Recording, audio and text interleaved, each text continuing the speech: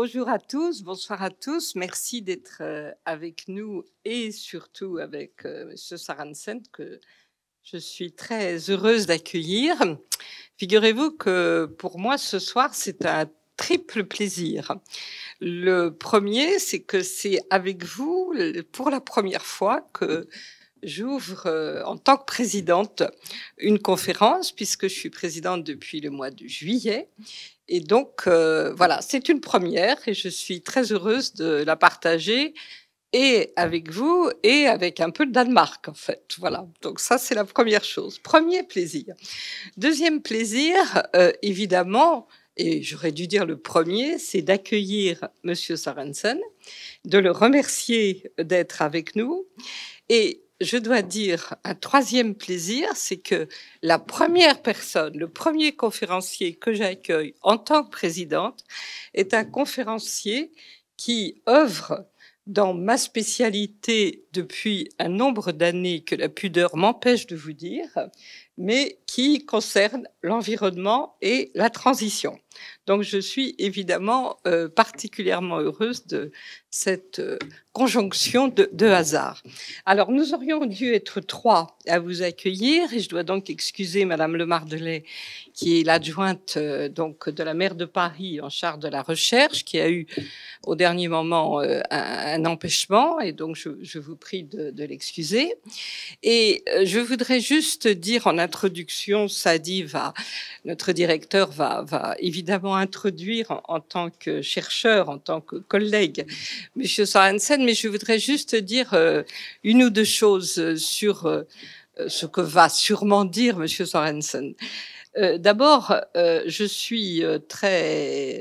toujours été très frappée dans les COP et j'ai un nombre de COP et de conférences climat derrière moi impressionnant, de la vitalité, du dynamisme, mais aussi du caractère pragmatique et des représentants des ambassadeurs, etc., du Danemark, mais également de leurs chercheurs. Et ça, je voudrais vraiment saluer le rôle tout à fait dynamique de ce pays dans la transition énergétique et surtout dans la tenue des positions européennes en matière de climat. Et ça, c'est vraiment quelque chose qui me tient à cœur, et ceci depuis 1992.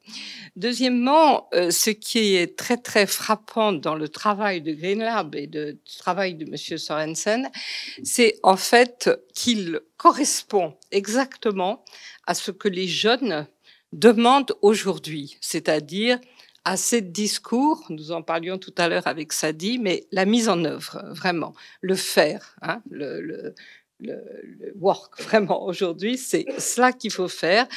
Je ne vais pas m'étendre sur les catastrophes de cet été dans le monde entier, parce que nous, évidemment, on est un peu obnubilés par nos incendies, mais il faut l'être aussi par les inondations au Pakistan, la sécheresse dans de très, très nombreux pays, une sécheresse dont on parle peu, mais qui est épouvantable, qui est en Chine en particulier, enfin, dans énormément de pays. Et c'est évidemment, nous avons de moins en moins de ressources à notre disposition. Et si nous devons ne pas gaspiller, économiser ces ressources, eh bien, il faut évidemment les recycler dans une économie qu'on appelle circulaire, ou bien moi que je préfère appeler économie de la fonctionnalité, tout simplement parce que c'est vraiment ça qui représente une économie de transition. Alors ça y est, je me mets à faire la conférence, donc je vais m'arrêter. Ça, c'est un défaut que vous rencontrerez souvent chez moi, mais j'ai quand même une espèce de petite sonnerie dans la tête qui me dit d'arrêter. Donc, je vais passer la parole à Sadi et vraiment, thank you very much, Monsieur Sorensen, d'être avec nous. Et c'est encore une fois un grand plaisir de vous écouter et de vous accueillir.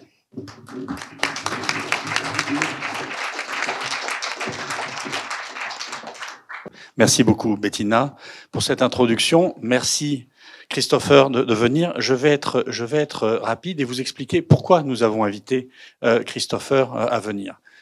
Le problème, vous le connaissez tous, c'est que nous essayons d'avoir une industrie qui contribue à une société plus durable, et ça n'est absolument pas le cas puisque nous avons déjà déplacé les limites planétaires. Qu'est-ce que c'est qu'une industrie?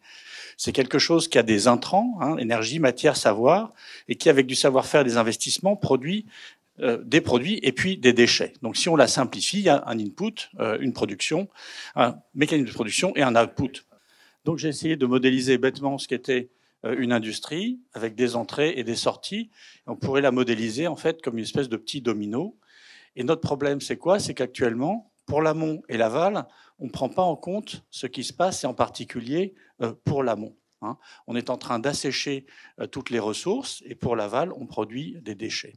Donc, la difficulté, évidemment, c'est que c'est compliqué en amont et c'est compliqué en aval, et que ce que nous aimerions faire, c'est quelque chose qui ne soit pas comme ça, c'est-à-dire une série d'industries qui pompent des ressources et qui produisent des déchets, puisque ça, nous le savons bien, ça produit une catastrophe à terme, puisque nous sommes dans un système fini. Donc ce que nous voudrions plutôt, c'est une économie circulaire, c'est-à-dire que les sorties deviennent des intrants et que localement, on puisse avoir des systèmes qui soient durables, puisqu'ils ne produisent pas d'externalités et ils ne pompent pas dans le milieu extérieur.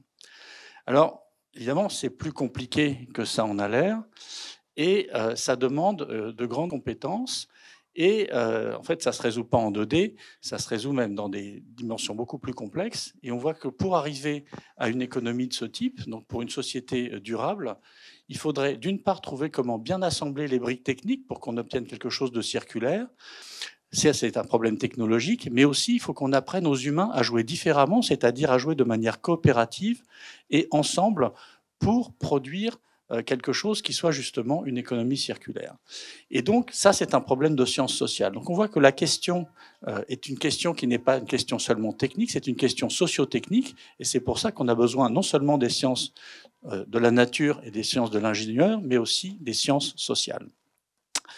Et donc, c'était très intéressant pour moi de voir que quelque part, ça a été réalisé en vrai, ce type d'économie circulaire, et ça a été réalisé, et c'est pas un hasard, justement, au Danemark. Danemark, qui est le pays du Lego, qui vient de Leg God, qui veut dire joue bien. Et donc, ce qu'a réalisé Green Lab, dont Christopher est le directeur, c'est de réaliser une espèce de Lego socio-technique qui va vous présenter et qui montre comment, en vrai, on arrive à créer une économie circulaire. Non seulement avec la techno, mais avec les relations sociales, commerciales et on va dire sociétales qui vont avec. Et donc, Christopher, merci d'être venu et je te laisse la parole et j'efface ma présentation pour laisser la tienne qui est, je crois, ici. J'espère que ça va marcher cette fois. Ça a l'air. Christopher, merci.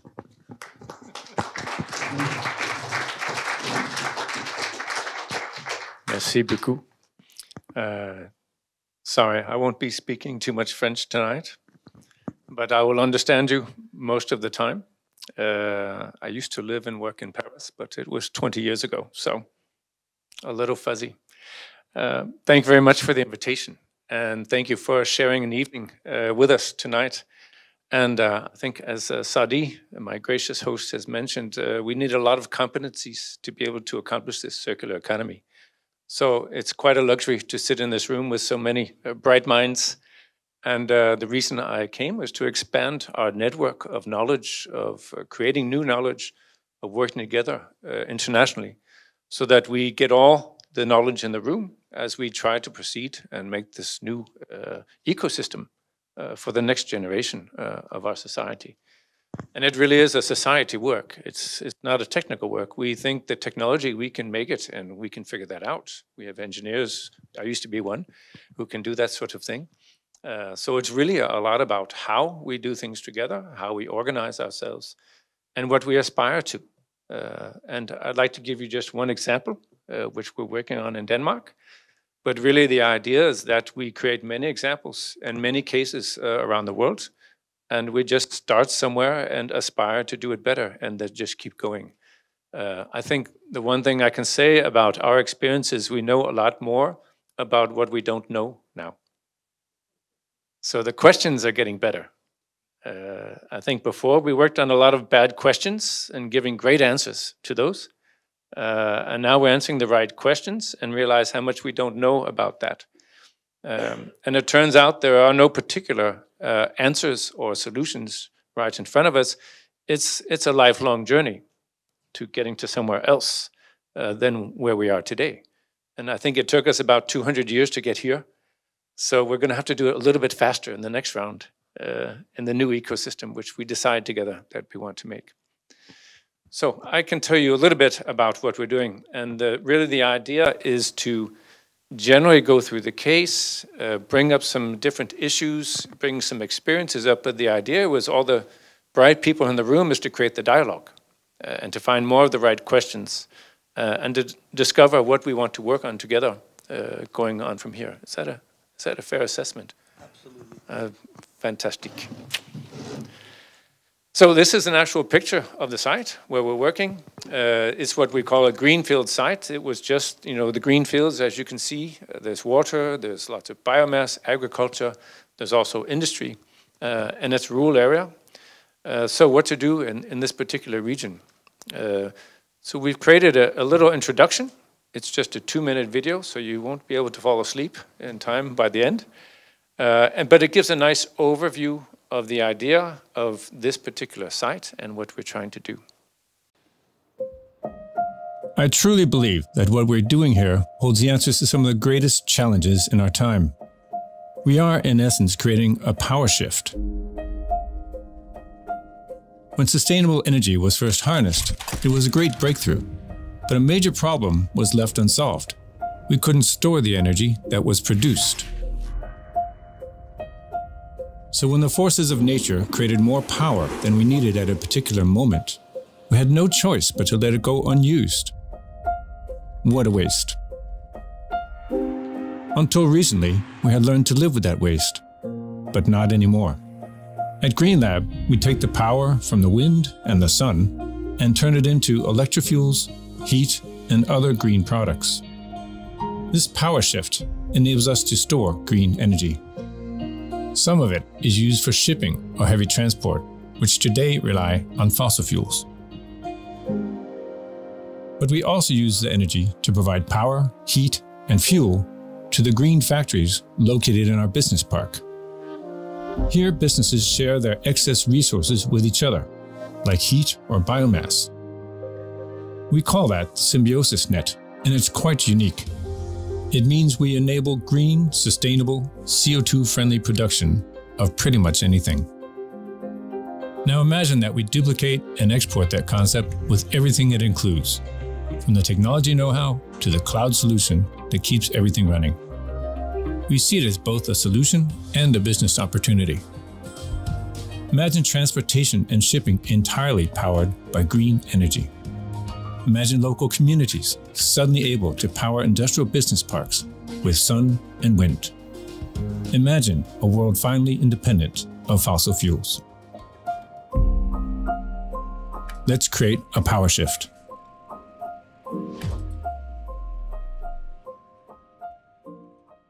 So I know it was in English.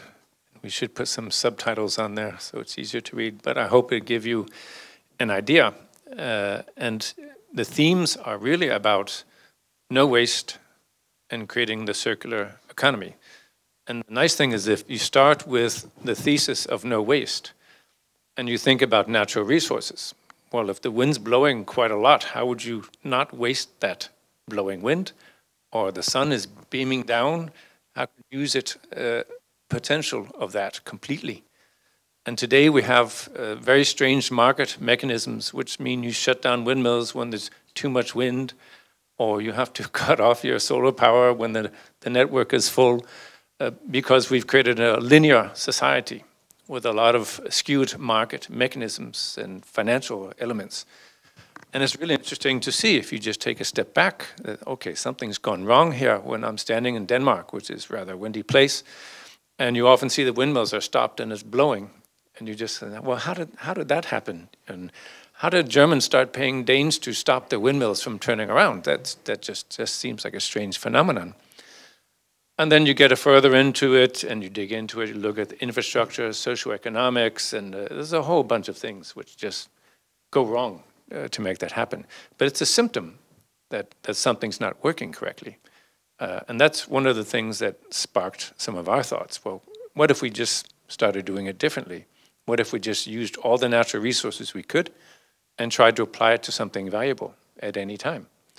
And that, once you get that far, the rest gets easier, you might say.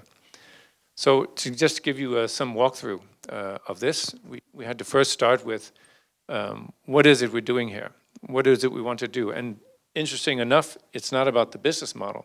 It's about the shared values to begin with. Because if you don't have the same place, foundation to start with, everyone will get confused and start talking different languages, not just French and English, but different professional languages, and talk right past each other, thinking they're doing the same thing. So being able to create together, stick together, that means creating a trust environment. Because when it gets tougher, you need the trust to stand and say, wait, try that one more time. We may disagree, but I'm not sure we do yet. And doing that iterative work, it's a very human process. And having worked on different continents with different cultures, I've actually began in New York, in Manhattan. And somehow I'm in Denmark now working with renewable energy. So there's a journey involved there, which teaches you about culture, language, tribes, how to work together and so forth. So we pay most of our attention about that, in particular because it's a public and private partnership as well. So those are also different languages and different ideas. But we have to find new ways to get things done in working together. And then we all aspire to drive transformation. Not because we love change. That's not a reason to drive transformation. It's about getting to that new place, which we know must be a little bit better than what we're doing today. So these are the values and the aspirations we invite others to participate in. And the rest of it is a knowledge development journey. And of course, most of you in this room, I don't need to explain the macroeconomics or the drivers of this green transition. They're plentiful. And a lot of going on in the EU and the countries in Europe. I think, in fact, from most of what I've seen, you could say that collectively Europe is leading the way in this transition in many ways. Despite the multicultural elements of Europe, we do have some sort of common sense about we want to get somewhere and do it quickly. And that's actually quite interesting to see when you're coming from the US, you've worked in the Middle East and Indonesia, and then seeing how Europe suddenly pulls itself together and says, we're going this way, we're going to go fast. And I think it's real momentum in that. But if you notice on the right-hand side, we've added the social impact element. And when we add that, we're not talking about some sort of corporate accounting. We're not talking about philanthropy. We're talking about actually originating the model in the social anchoring and how it impacts that particular community. And the interesting thing is, if you start from there, everything else gets much easier because you have a lot of anchor points. What's going on in this community? What is it that the community aspires to? What is it they don't know they could aspire to? And often we end up in this role, which we call client aspiration advisor. So we help people to aspire to something which they don't know exists yet, just by trying to show that it could exist. And then you start getting the momentum. But I think the best role of this Green Lab group, the people I work with, is as this accelerator from research to feasible scale. So research is the knowledge generation, but then how do you make it actually help society as fast as possible? And often that requires going from the lab to some factory scale. There's a reason factories have occurred. There's economies of scale. There's ways of influence the community and driving some investments which make people better welfare in the end. So this acceleration idea, having things co-located, working in large networks and channelizing resources is really the important part of the role. You can see the idea, or at least the aspiration, has been incubating for some time in the municipality of this region. And then they set up this association to try to give an arm's length to the bureaucracy of the municipality. That didn't help all that much. They still went another 5 years or so. And then when I arrived, they had a nice master plan, a local plan, which gave the opportunity to develop this model, but nothing was initiated yet. So we needed some sort of economic model in order to show that it wouldn't just be putting money forever into this site, but actually it could sustain itself at some point. And how would it do that? And that required actually, and we were just discussing this before the session, what did you call it? You had a nice French word for this? I forgot. Oh, economy mixed. Economy mixed. Economy mixed. It's public-private partnership and economy mixed. And it's a lot more than that, because once you get a circular economic model, then everybody in the circle is gaining some added value, which they didn't realize was available before. So we often talk about turning natural resources into some sort of value stream. And the value stream could just as well be a circular product as it could be a job or new competencies or some sort of momentum in bringing young people into the region or other value. And that's where the community comes back again. What do they perceive as value? It's not about imposing a value onto a community, but starting with what they see as value. So this public-private is really an important element. It gets confusing, it gets complex, but it turns out that the world is complex. We just, oh, gosh, I guess we have to admit it. It's complex. And when you try to tackle circular economies, it's all a lot of interdependencies. And interesting enough, those of you who studied economics or maybe an MBA or some sort of business, we are taught to linearize, decouple, optimize, control everything, outcompete everything, and make the biggest profit, conquer the world, and then we start over again when the antitrust comes and break us up into pieces. That's the capitalism in a nutshell. That's the way I learned it anyway, and we've seen it time and time again. Again, something's broken there, right? It turns out that if you start thinking circular, you have to go back to interdependencies. So you have to go back to the family system or the tribal system or, you know, working together like we used to in the old days, help each other out, good neighbors, so to speak. And that's a tough thing to swallow if you've spent 30 years optimizing your executive skills and becoming a CEO of a big company like Total or something like that. You just learn to do like this, right? So how do you change that behavior? Or how do you change people looking at that role as an important elitist role? You know, somebody's reached a high level, but now we have to have that person start over again and talk to his accountants and his lawyers and say, no, that's not risk, that's agility. That's actually optimizing resources. That's actually a good way of doing things. Fix it. Give me a new spreadsheet. That's not an easy thing to do. And I can say that from experience. So a lot of it has to do with the positive community effect, but then translating that into competitive advantage and mutual incentives so that everyone can see themselves into the circular economy, which is not their normal habits. So this translation piece, which I think a lot can happen between you here, some economists, some are more about physics or some other sciences, translating to these different sciences is really a large part of the effort. How do you turn that into incentives? Of course, we're looking at the green profile, and we have to accept as well that we're not going to reach the end solution. This is a journey. We start the journey, and it's a journey of discovery. And we're not going to get to the end of that journey. It's just like Magellan wondering what's around the next corner. So we just have to accept that part and continuously learn, continuously develop, and redefine and be better at what we're trying to do. And then we hand it to the next generation to do better again. We have found out, this is one version of our experience, show it, don't tell it. So you have to get into it, you have to do it, start trying it out, otherwise you'll always be on paper, simulating, never validating, and we just take the bruises and say, okay, that was that day, we're gonna go right instead of left tomorrow and see how that goes. So some call it rapid prototyping, agile development, there's a lot of fancy words for making a lot of mistakes and then making it better next time. So we have accepted that. There's another version of this, in particular when you're dealing with bureaucracies. It's called forgiveness is easier than permission. So, oh, wasn't I supposed to do that? I'm sorry, I didn't know that was illegal or against the regulations, or I won't do that again. And in fact, we've gotten to such an advanced level of this that the Danish Energy Agency, which is a regulatory agency of Denmark, has just written a new law for us called a test zone.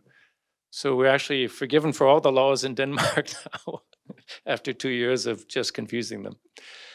So this is a good thing if you want to try this model.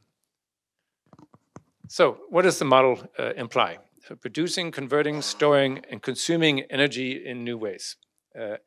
And unfortunately, you have to do it all at once. So there's no stage gate model here. You get it all together, you do it all at once, because circular requires all the pieces. So this new ecosystem doesn't work when you're missing 1 or 2 pieces. So you'll definitely prove the opposite if you don't do it all at once. That's unlucky because it's a little more complex. It takes a little more work, but it's true. In our case, at the Skive site, we have these windmills and solar park, 80 megawatts of energy, directly connected to this green cluster. And you see the windmill up there on the right-hand side. Okay. Technology, I have my technology support here. So the windmill here, that's windmill number 1. And it's directly connected to this cluster. So we have a direct connection to the renewable energy. What's interesting about that is that we don't have to depend on the network to transmit the energy. We optimize using all of the energy at any time in the cluster. So then it starts giving you the incentive to apply it really well among the processes, but also to convert it.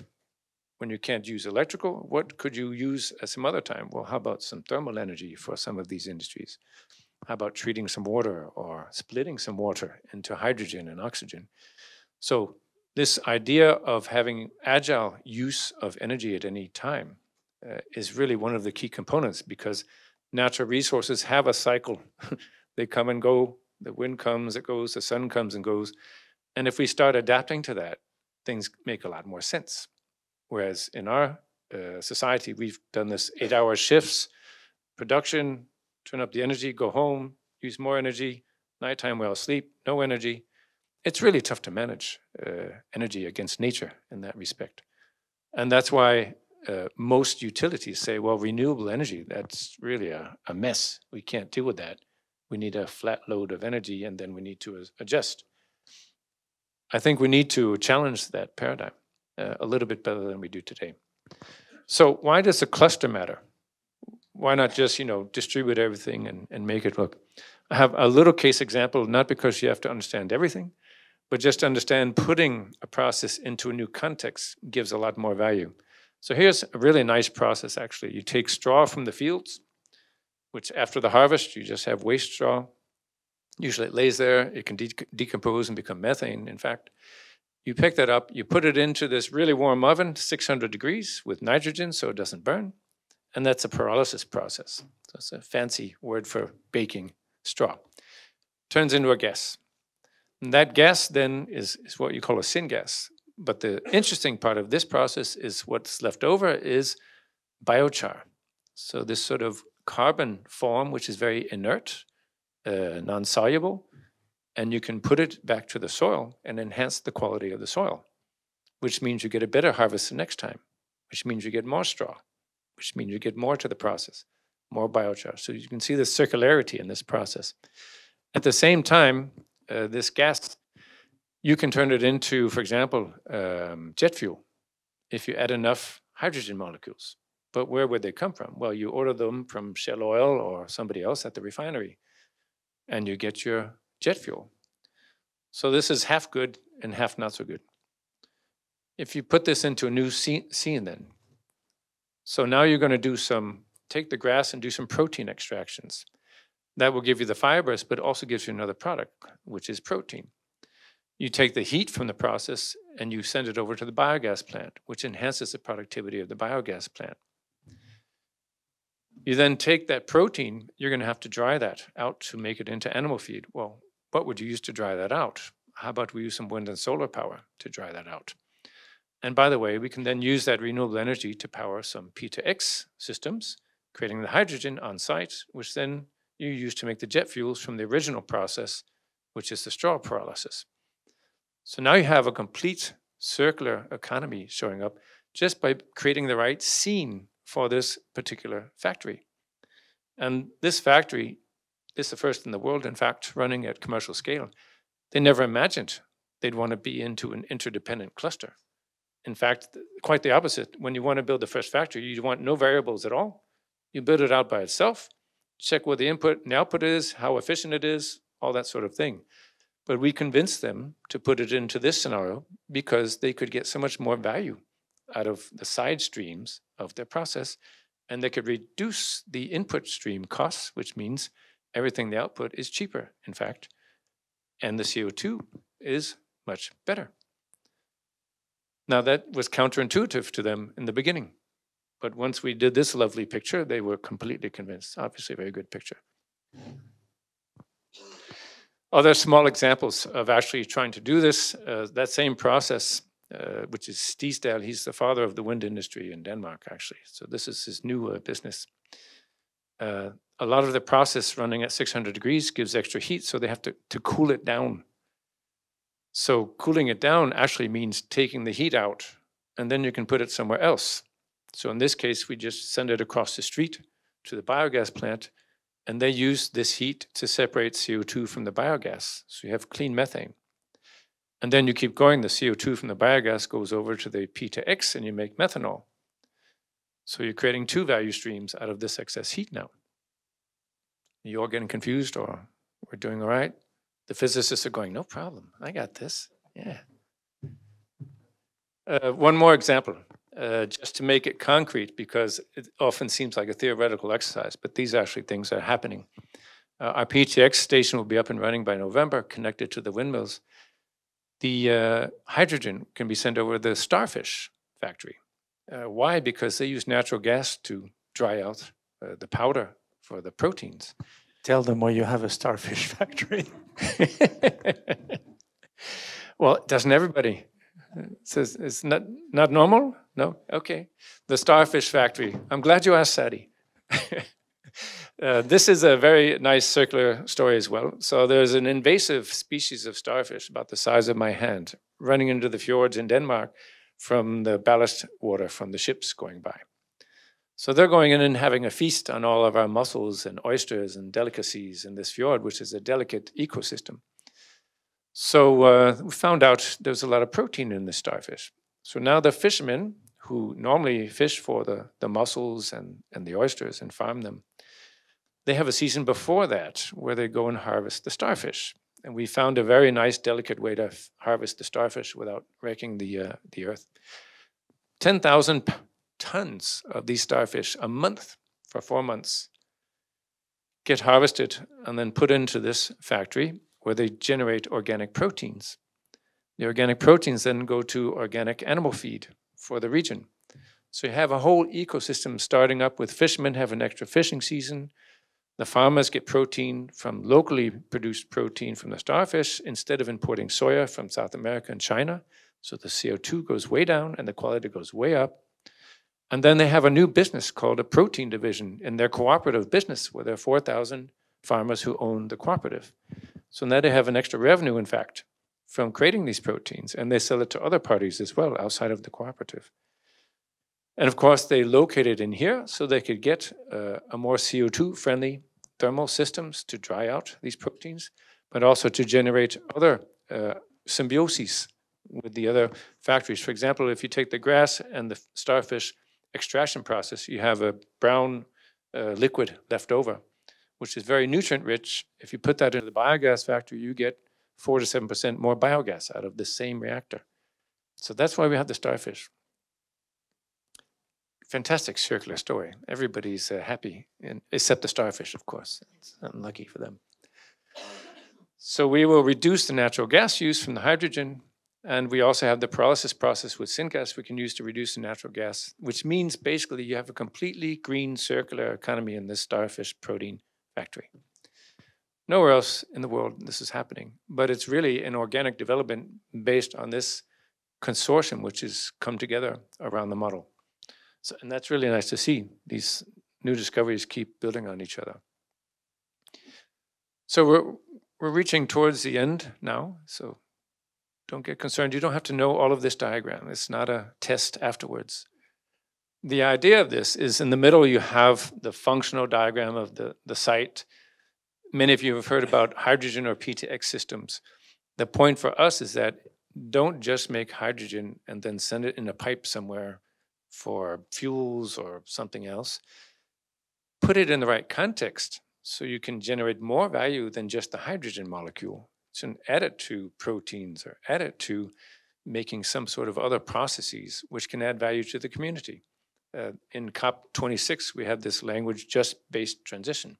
So what's just for the region where you're doing the energy and the hydrogen production? How do you engage the local community and create value for the community other than just putting hydrogen in a pipe and sending it away? We're having this discussion in Denmark because, of course, Germany would like us to send all the hydrogen down to them. And my comment to the government, which I speak with twice a week, basically, why are we sending that sort of circular economy away? Why shouldn't we? Are we not the most responsible to do green industry based on this tool chest that we have called P2X? But that's complicated. It's hard to explain in politics. Politics, you need just, the sound bites, the short sentences, so that everybody will say, oh, good idea. Once it gets complicated, we're challenged politically, which is why I think we need to be able to show politicians in real life. It makes it much easier because then they can say, we want to do more of this. That's a short sentence. It makes it easier to do. The point of this slide is actually on the right-hand side. All of those products coming out are commercial contracts. So it's not philanthropy. It's not a demonstrator. Those are commercial contracts, which means we can finance more development in the consortium. On the left, you have connections to the rest of the world. So the TSO, the DSO, the district heating, and we're building out CO2 networks, and we'll deliver oxygen to water treatment facilities and other industries and the like. So it's not an island unto itself. It's just the beginning of a sort of a viral circular economy, which will reach out to other elements of society. And what's the role of GreenLab? Well, the funny thing is that all these industries, which we, of course, in Denmark think of as Lego blocks, they plop down and they don't want to do anything else except what their own process is. That's quite normal. That's what men calls core competencies. So who does all the in-between stuff? Well, that's exactly what GreenLab does. So we invest in the systems in between, the electrical cables, the transformers, the wind and the solar, the water processing, gas processing, all of these things which are in between the different sites. We'll invest in that and turn those into a service for those industries. So basically we become a utility and a distributor, but we add value in the fact that we can also have a digital system giving you indications of when it's best to run your processes, when is it going to be wind is blowing so you could increase production.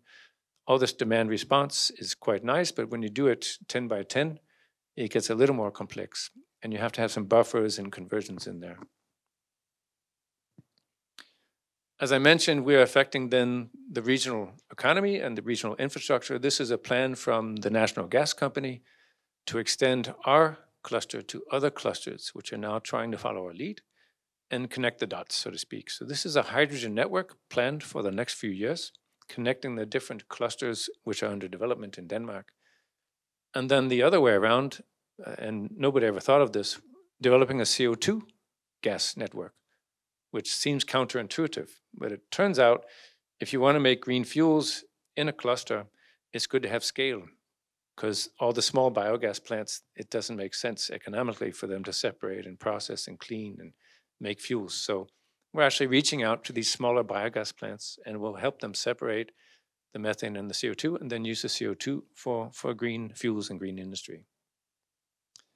And then finally, the local impacts in numbers. It's just a couple of years we're starting to operate, but we can also show already over 70 completely new jobs, new competencies. They weren't there before. The next couple of factories coming in over the next couple of years, we're talking about hundreds more per factory, in fact. And the municipality has then, since then, looked at expanding, doubling up the area so that we can keep continuing this process. And really, we don't see it as creating a growth so much as reorganizing the ecosystem and collecting and consolidating these clusters into a nice symbiosis where you get more value out of the individual processes and you create effects locally. Also, just taking surveys from the local hotels, just curious about what the effects were.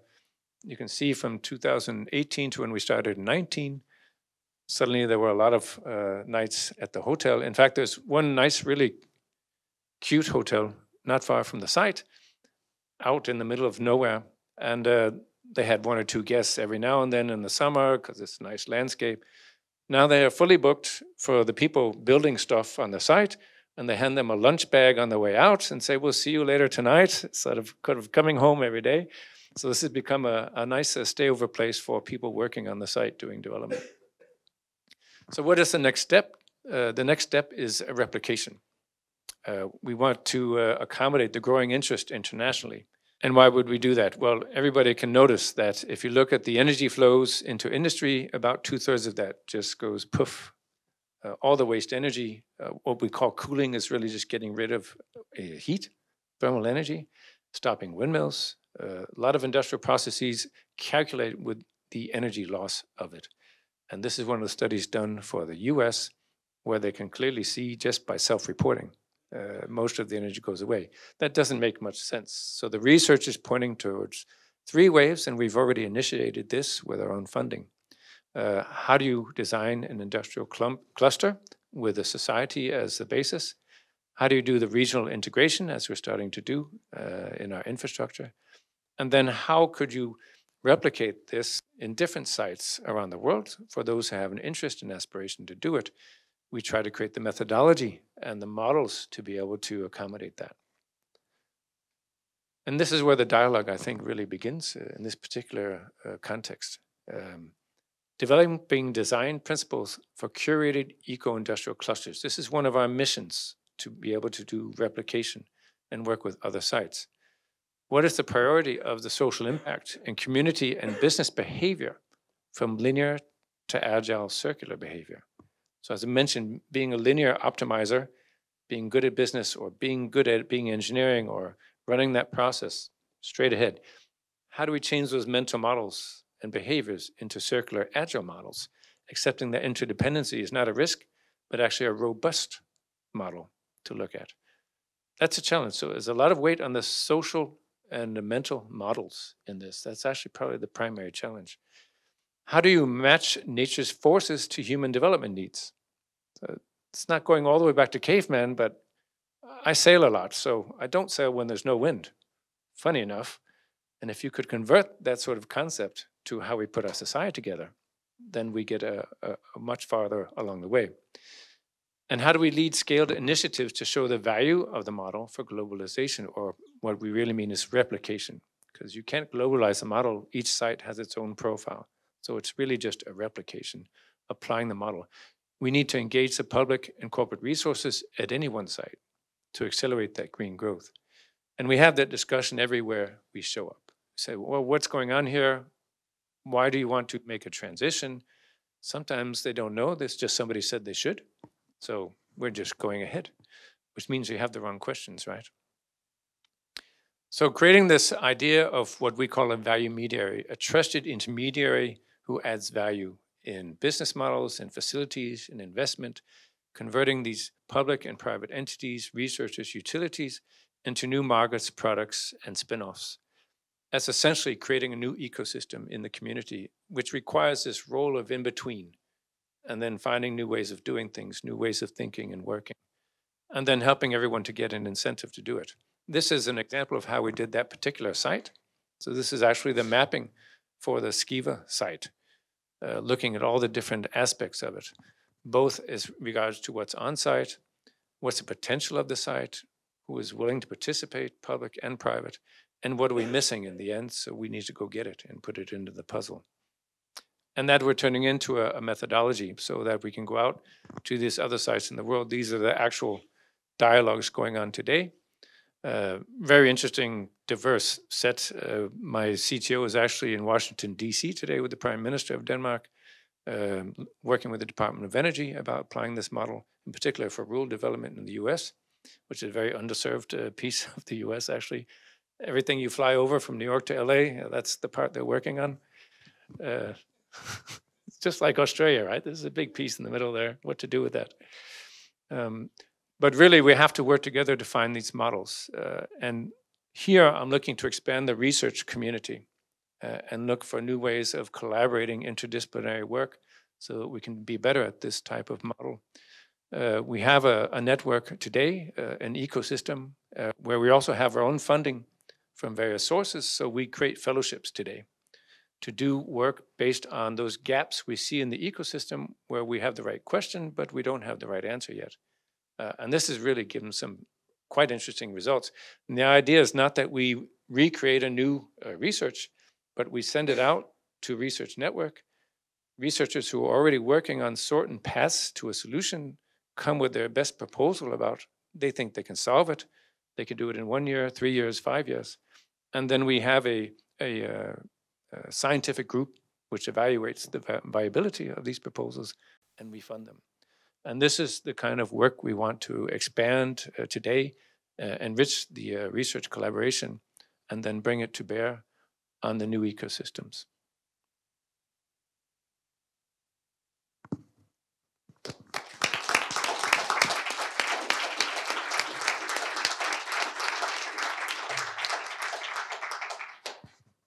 Thank you very much, Christopher.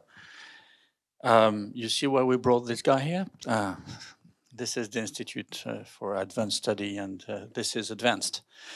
So the floor is open for questions. Yes.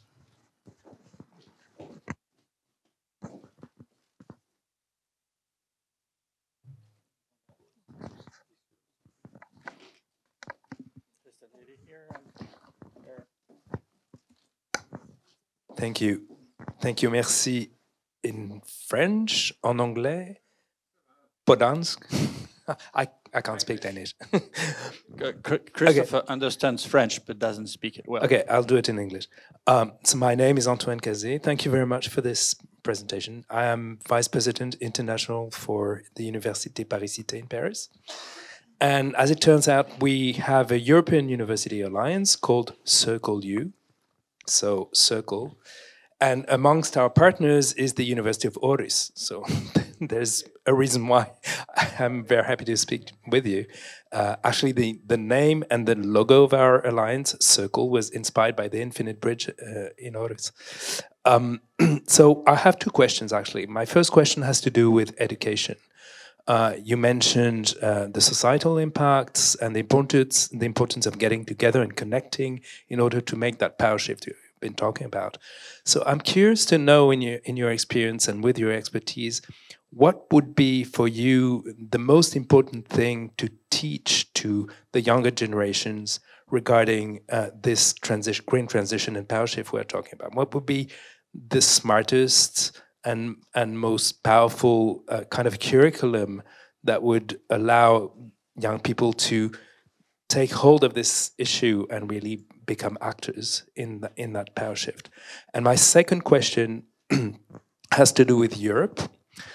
So you mentioned, at one point you said, in spite of our diversity in Europe, we have a lot of input to propose in this power shift. I would have said, because of our diversity in Europe, we have that. But there might be a limit to this. I know a little bit about Denmark. I've been there several times. And when I was in Aarhus last year, we met this professor of public policy called Gert Tinggaard Svendsen, who wrote a book called Trust. And it's a book about the fact that the Danish society is such a trustworthy, trusting society. There's a societal ecosystem and a model of society that allows what you described as, service to the community. Here we are in France, which is very much a society of lack of trust. Sorry, this is not news. So I was wondering if your model of the Green Lab, which is fantastic, again, you have this international expertise and you want to expand your model, but how far can this be expanded and how can it be adapted to different local cultures in Europe and elsewhere? Thank you. Two very simple questions, not a problem. But to take the first one, I think we've all heard the term lateral thinking. I would suggest that that's clearly a key. I would add to that, we need to teach people to maintain curiosity no matter how much you know. We tend to require expertise as knowing everything and then writing a paper to make something additional to the definition of the PhD is you've created some new knowledge of some sort to some field of study somehow. And I would suggest that this sort of a requirement of expertise narrows the curiosity factor, because you become an expert, professor, a researcher, a scientist, and then you're the expert, and everybody asks you and you give them the answers, which means we neglect quite a lot this lateral thinking. We neglect by society structures, curiosity. So in a way, we de-learn how to learn by being experts. And I see this quite often. And it's not because people aren't curious, they just forgot to use it in their field of endeavor, because we're being experts. I myself sometimes called an expert. I was in Morocco on behalf of the UN, and I was the global expert of industrial development. I'm like, no, but I'll try. I mean, maybe on the day, but tomorrow, we have to keep this continuous learning. So as far as the people we engage in fact, the team I'm building in the Green Lab, public-private entity, it's about maintaining curiosity, lifelong learning, proclivity, so deciding to do that, and then the interdisciplinary aspect. So creating this mutual respect for not knowing what the heck you're talking about. Instead of, natural reaction to not knowing what someone's talking about is, well, they're either stupid or it doesn't matter. Just as a sort of intuitive reaction, a human reaction. And you have to overcome that and say, well, I really don't understand that, but I'm really curious to understand what you mean by that. And the translation process is quite heavy often, because interdisciplinary has different languages. I've worked, across from engineers to finance, sovereign wealth funds, society, public figures. We can talk about the same thing, and I say 5 completely different sentences so that it means the same thing to each person. So I think in our education and training, we have to remind us about the human element in this learning and development process. It's really, really hard to push down that I don't have time for that and open it back up and say, no, I really need to try to understand this. Maybe it's not useful, but it probably is. I just need to use more time on that.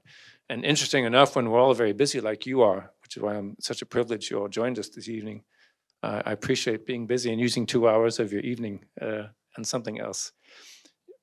Being able to discipline yourself to take time to do something which is not in your calendar, but takes an extra 15 or 30 minutes, that's tricky.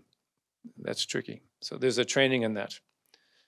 And then the other question is about the EU and different cultural elements. And we've all read the Hofstadter analysis. And I worked in the Middle East in Abu Dhabi, where the power distance is huge.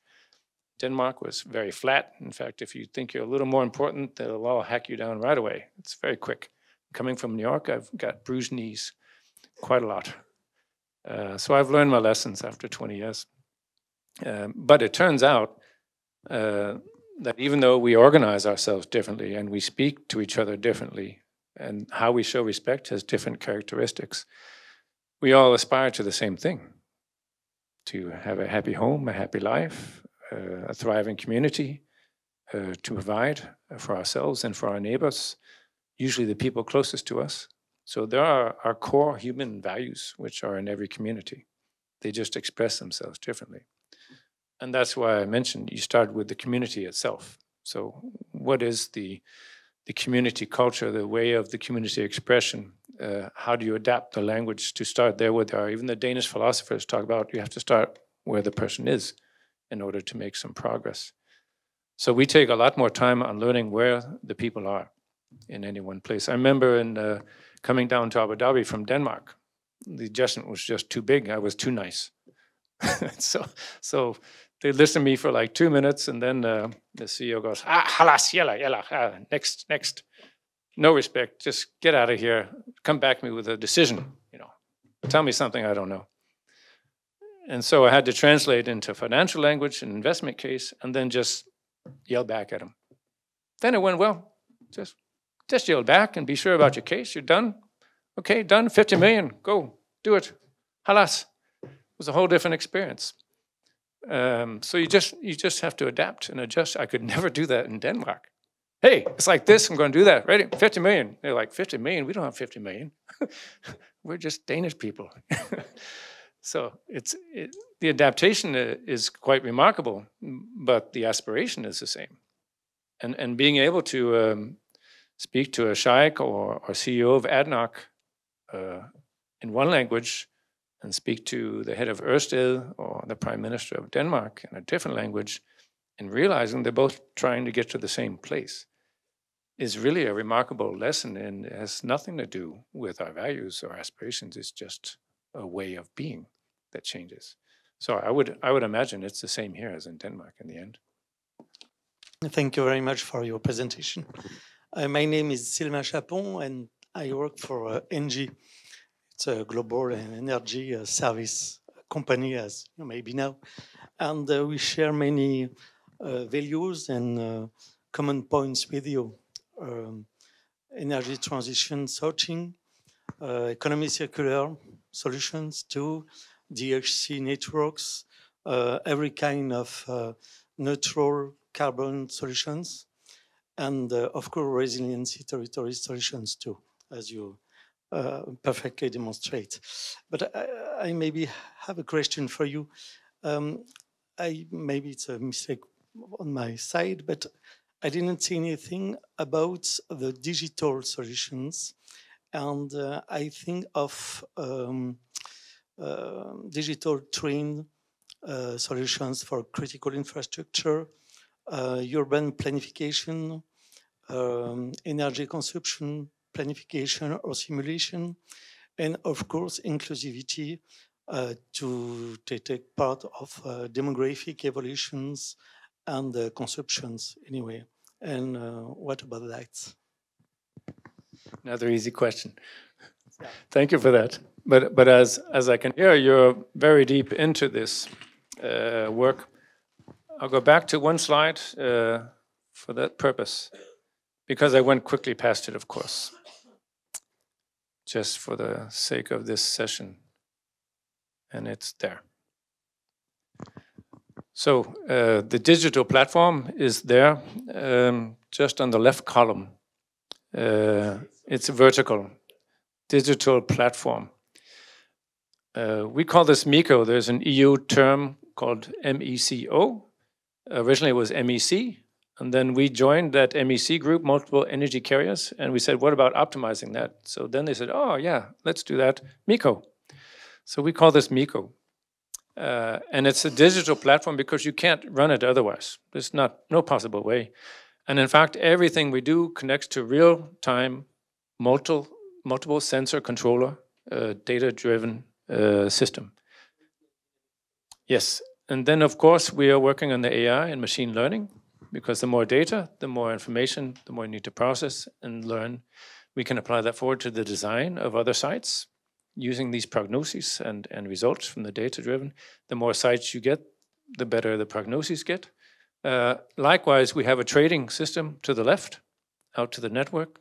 So when I mentioned the internal and external markets, the arbitrage happens to the left with the TSO.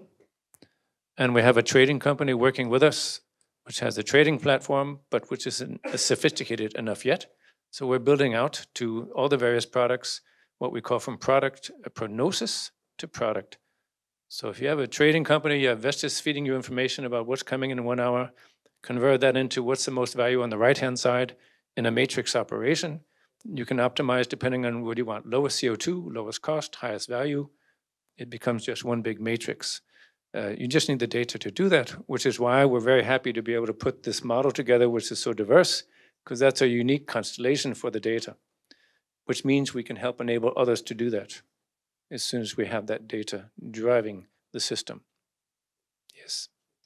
There's another part to your question, the integration to local society, demographics, and so forth. We don't think in those terms, we just call it holistically community effect. So we are obviously, when we're creating an R&D center in the middle of this area where there's really nothing higher than a high school education, we're bringing R&D into this region, creating an innovation center to house it and building specially built facilities to be able to validate simulations. You mentioned the simulation element.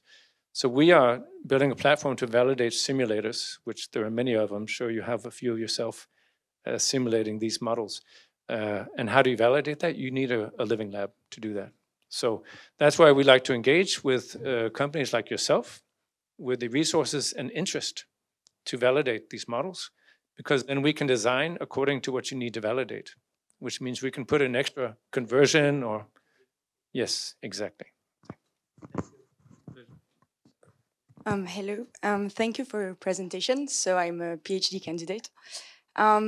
It sparked my curiosity. I was asking, how did the local communities respond regarding the eventual industrial risk management of the facilities, and then the integration and the governance, because apparently there's private facilities, then something that energy is supposed to be like provided by the states. And then you were talking also about like integration into a nationwide network. So how is it going on? And plus you talked about the starfish, but I suppose that there are like externalities that are coming with implementation of green labs. So how is there like something regarding how to sustain, the growth and the community and the NIMBY, basically? Thank you. You all have very good questions. We're getting to the right questions. I appreciate that. And my brain's exploding, which is a seldom experience. So thank you for this. This is perhaps part of the picture of your question. Number one, we have the direct access to this asset, which is the 80 megawatts wind and solar park. So that's ours to do as best we can with it. And that we use that then to create this Green Lab model and community effect. Above and beyond the jobs and the hotels, we have a lot of the local businesses, which are getting a lot of business out of creating this model and then participating and globalizing their businesses based on participating in the model. So that gives a very nice symbiotic synergy effect for the community and the local businesses. And then the other cases, it's really interesting. Some of the foreign factories coming in, foreign ownership, we will engage local investment, but we'll also engage local technologies. And a really good example is just across from the starfish, is the plastic pyrolysis. So dead-end plastic, which goes to landfill or to burning, neither of which is good. They'll go into pyrolysis process. Well, the original owners of that patent had a batch model where they put stuff in, heat it up, take it out. Our local process automation company helped them to make it a continuous process, which increased the value of the efficiency of the model, which meant we could get local investors on board. And we also got a local builder to build the factory and lease it back. So these Norwegians actually came down with a patent and not much money, ended up getting a much better process, a factory built without any cost to themselves. And they were able to launch an IPO because we got BASF and Lego to invest in their factory, went to an IPO, and now to a global model. So this first operational site with so much local contribution of many different types participate in this. And then the local investors, of course, are getting a lot of results out of the IPO and globalization. So there's so many avenues to creating value for the local community that it's hard to just imagine or even write down. I haven't had time to write it all down. In fact, I have to talk about it instead. I don't know if there was another aspect you wanted to hear about than what I just... Industrial risk. Yes. So the local plan is created for that. There's distances to the closest residencies and so forth. We have 3-4 different industrial zones in there. It turns out the least regulated of everything in there is hydrogen, because nobody thought about it yet. So I can just put all the hydrogen in there I want, do whatever I want with it. Not a problem, not hazardous, no. Pff, who would think? It's actually the biogas plant and the pyrolysis processes. So we have heavy safety procedures and regulations and the community involvement in that. But the hydrogen, just go ahead, no problem. Which is interesting because the oxygen is right next door. So there's funny things, regulations just can't keep up with real life, and real life keeps running into regulations. So either way, it ends up the same place. You know what the worst problem on our site is? Sorry. The smell from the starfish factory. Smells like a very old bouillabaisse if it's on the bad day and the wind's blowing the right direction. So some of our neighbors think that's the worst part of it all. One last question. Thank you, Professor. I'm working in an energy company, Electricité de France, and in the R&D service, and I'm involved in a transition and circular economy project. And thank you for your brilliant demonstration or show to show, I think, the complexity that you have said, but in my opinion, it's not only necessary, it's my daughter, the complexity of the, from technical point of view or economical point of view, but perhaps in kind of mindset, of a shift of mindset. And I suppose that even in Denmark, you and the people like you had to face some difficulties to convince, to create the confidence in such a model, how to adopt it. And can you please share your experience to face these difficulties and how to produce this? Yes.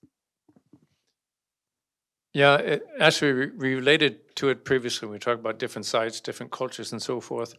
Of course,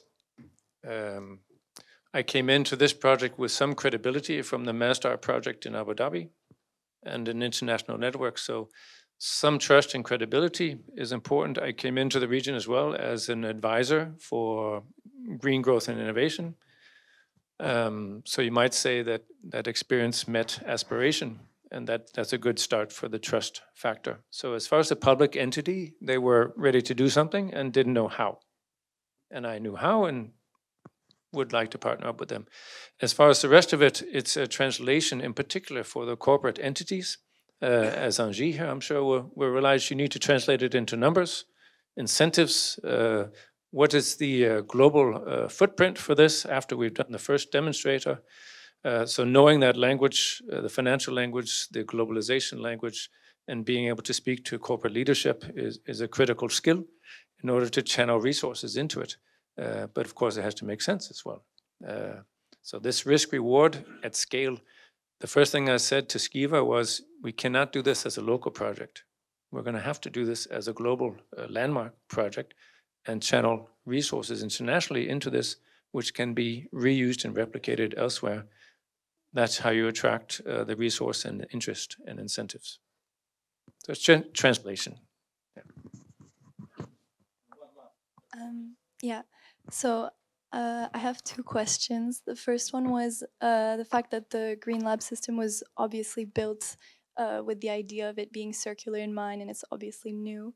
But I was wondering if ever the technology that you use in that system could be adapted to already existing industries, and if there is research done on how I don't know, well, industries which create waste, which generate waste, and which don't use energy efficiently, how they could be linked to other industries to kind of create this sort of similar circular system.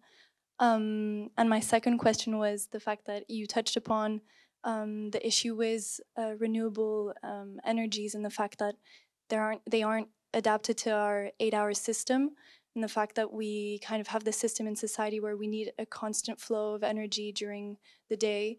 And with renewable energies, that's the biggest issue, that it can't be stopped. I mean, that there's a lot of wastage if there's too much sun or too much wind, but we can't use it in the moment. But you said that we had to rethink the way we interact, I mean, as a society that we can adapt to the variability in nature. And I was wondering what you meant by that. So yeah, and thank you for your presentation. Thank you. So I'll take the second one first, adapting the fluctuation of nature to creating value in society. It's just a mental framework, you might say. So if that's our starting point, you know, we have to be able to adapt to when it's blowing, when there's water flowing. How would we do that if that was what we were trying to achieve, instead of trying to fit natural energy into the current linear systems? So it's a mental framework, and it requires essentially that we are better able in these clusters to do what I call counter-cyclical processes. So they use different types of energy at different times and balance each other out and do this exchange among themselves. More complicated, but definitely doable. And the other is that we also accept that sometimes we don't have things available which we expect to be on the shelf all the time. It's like seasonal vegetables. If they don't grow here, you have to fly them in or something. But if you get used to eating seasonal vegetables, you get different types of vegetables on the shelf. The same thing can occur with our products and our lifestyles in many ways. So I think we can adapt and be agile in that regard. And the first part was about how could you reapply this to industries, other sites, and so forth. So it's really more of about a methodology than a technology. Because if you start with the thesis that, well, let's go to a site and do the mapping process. What is there here? What kind of energy is available, natural resources? What industries, what does the community aspire to? What sort of competencies are they? Do they have trading avenues and so forth? That's how we start the methodology. The technology becomes secondary to the community mapping process, because you're starting there where they are, and then you use the model to approach how to reconfigure the technology. And then we can see clearly when we do this exercise, there'll be some gaps which the circular doesn't go around. It's like this U instead of the circle, missing a couple of pieces. But once you recognize the circularity, you can identify the gaps, and then you approach that. Regarding just management of the cluster, it's just strictly a high-tech matrix operation, which you apply variables in, variables out, and decide what you optimize for. And a few people in here, I'm sure, recognize that sort of process. So I call it just a matrix operation, but it gets complicated. But I'm trying to de-emphasize the technical piece and re-emphasize recognizing what a circular economy would look like and how to put it together. I hope that suffices for your question, but we can talk a little bit more about it. Thank you very much, Christopher.